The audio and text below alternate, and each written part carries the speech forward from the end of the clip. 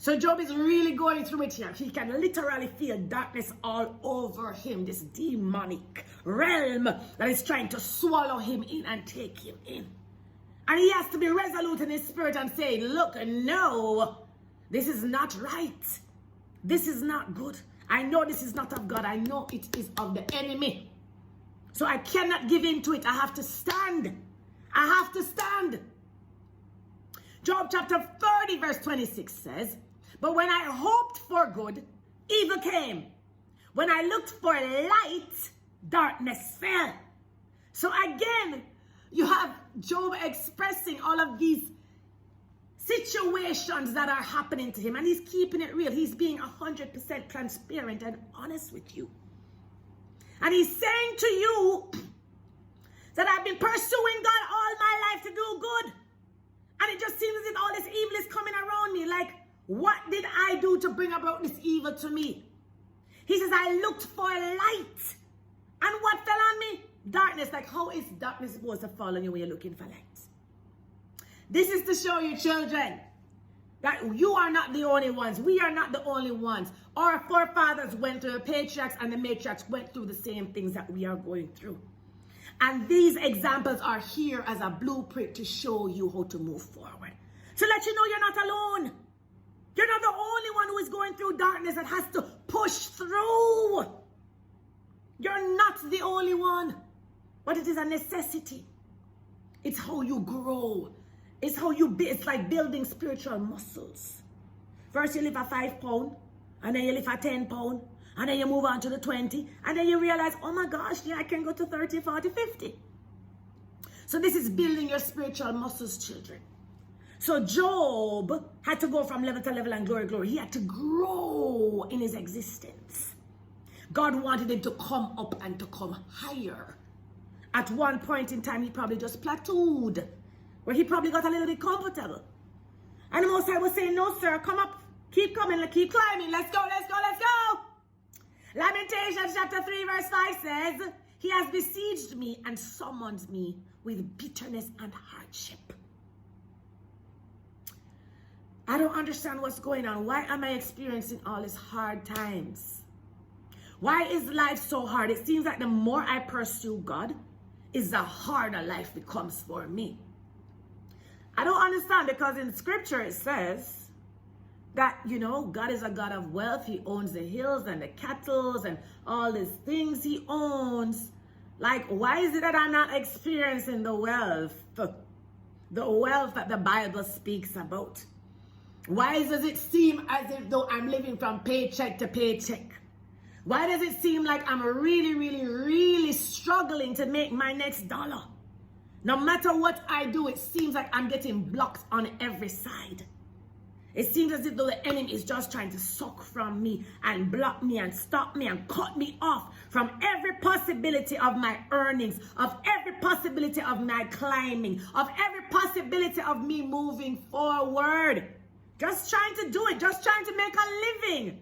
You know, some people are just not trying to do, you know, go exceedingly abundantly above. Some people are just trying to, you know, be comfortable, pay their bills, you know, have food to eat, take care of their immediate needs, their clothing, you know, their children, school fees, that kind of a thing. And it just seems that it's just getting harder and harder and harder. And the more you're devoting your life to God, it seems as if though darkness is just trying to swallow you up, and bitterness, you know, at one point in time, it's like almost as if though it's trying to consume you. It's like the kind spirit that you had and the sweet spirit you have is now trying to turn bitter. You're trying to resent the fact that ever since you decided to follow Christ, that it just seems like everything just going backward. You know, the enemy will tell you some lies in your ears, you know. Or, you know, when you were whispering in your ear, you know, when you were in the world, you know, you never have life so hard, you know. Things are easy for you. You never see you have a good job and you have a nice car, you have a nice house and you pay your rent and anything you want you get, not true? So it is as soon as you talk about your walk with God, everything just get hard for you.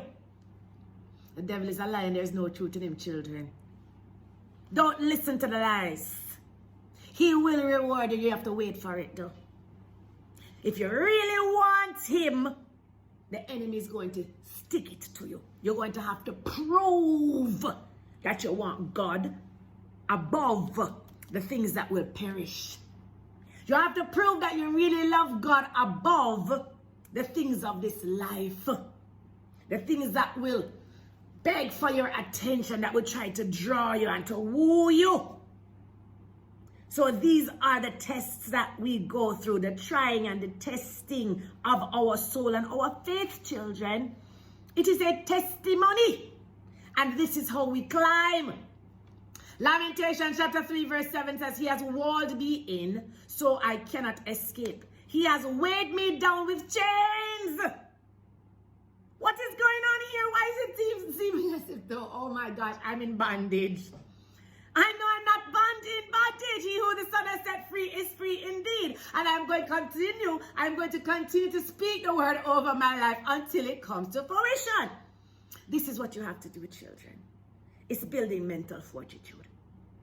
You have to walk according to what God has said and not according to what you're feeling, not according to your emotions.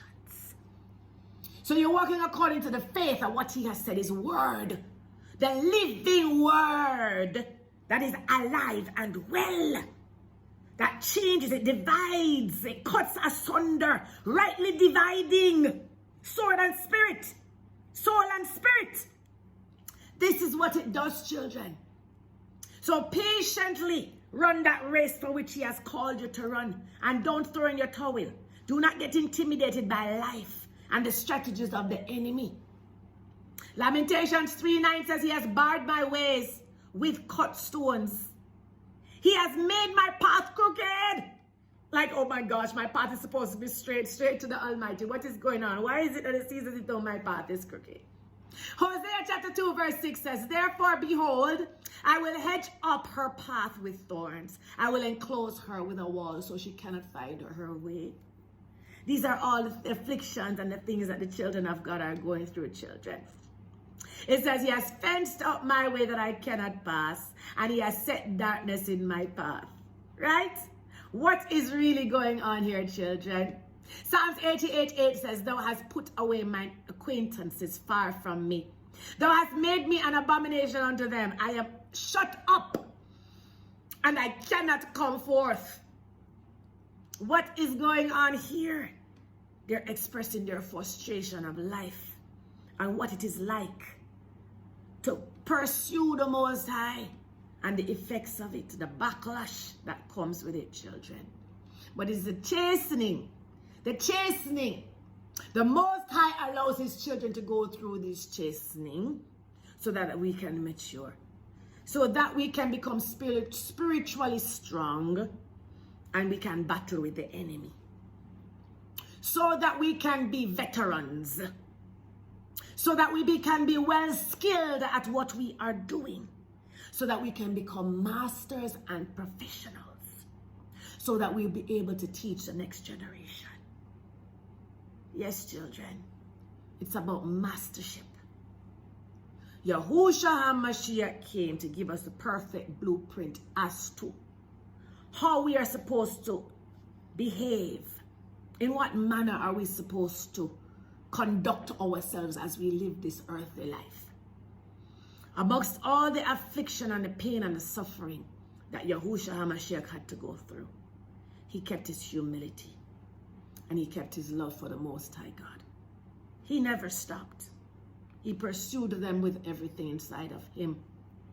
Proverbs chapter 26 verse 2 says, Like a flittering sparrow, like a flying swallow, so accursed without cause shall not alight. Another version, the NIV says, like a flittering sparrow or a darting